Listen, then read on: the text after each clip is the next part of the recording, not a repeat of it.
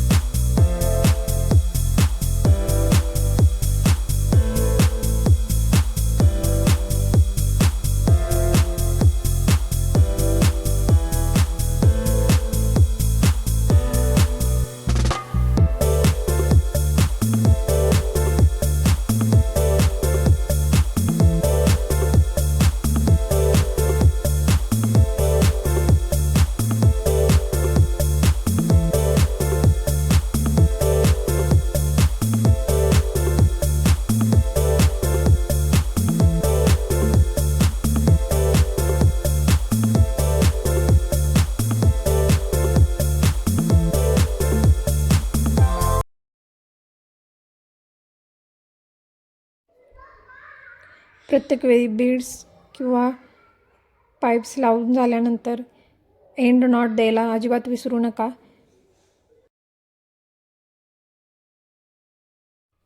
दोन पद्धतीच्या end knots आपल्याला देता येतात, या आपण आधीच्या व्हिडिओमध्ये पाहिलेल्या आहेत।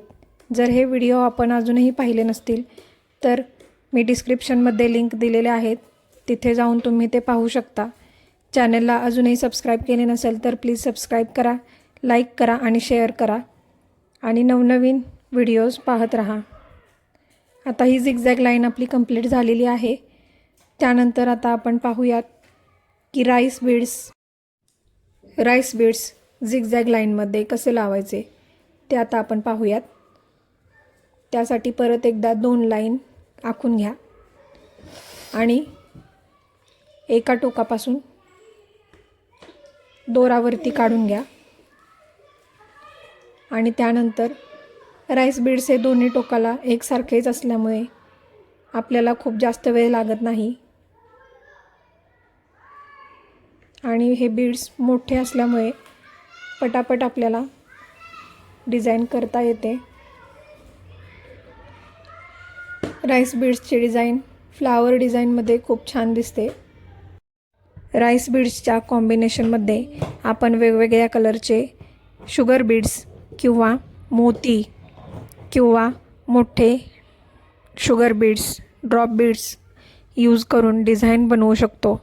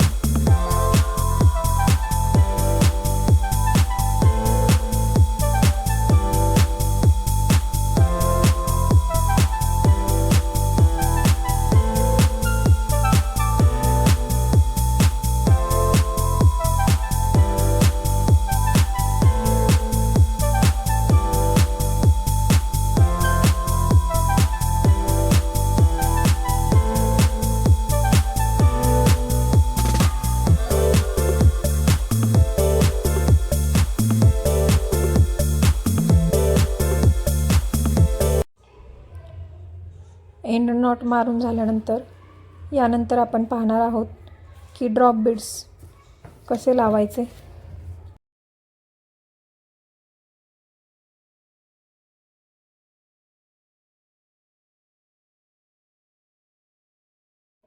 ड्रॉप बीड्स हे एका बाजूने निमुळते असतात तर एका बाजूने थोडेसे फुगीर असतात. त्यामुळे जेव्हा आपण ते लावत असतो तेव्हा दोन्ही साईड एकाच बाजूला येतील याची काळजी घेऊन ते लावायचे, म्हणजे ते एकसारखे दिसतात.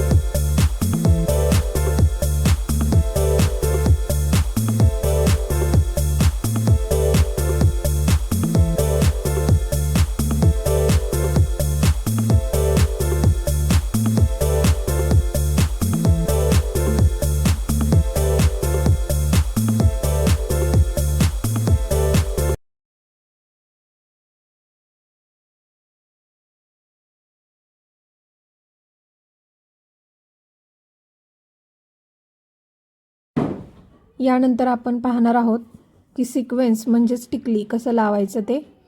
तर यासाठी आपल्याला 2 पद्धती आहेत. त्यातली ही पहिली पद्धत आहे की ज्यामध्ये आपण ज्याप्रमाणे बीड्स लावतो त्याचप्रमाणे सिक्वेन्ससुद्धा लावायचे. सिक्वेन्स वर्क हे डिझाईनच्या मधली जागा भरण्यासाठी बऱ्याच प्रमाणात यूज केले जाते आणि सिक्वेन्स लावण्याच्या या पद्धतीमध्ये हे सिक्वेन्स एकावर एक असे येत राहतात आणि जे दुसरी पद्धत आहे ते 2 सिक्वेन्स वेगवेगळे दिसतात. तर या दोन्ही पद्धतीने आपण सिक्वेन्स लावू शकतो. आपण काय प्रकारची डिझाईन काढणार आहे त्यावर ते आपण ते सिलेक्ट करून लावू शकतो की आपल्याला सिक्वेन्स कसे लावायचे आहेत. सिक्वेन्स हे शक्यतो वेल्वेट, नेट, जॉर्जेट किंवा नेटच्या कापडावरती खूप छान दिसते.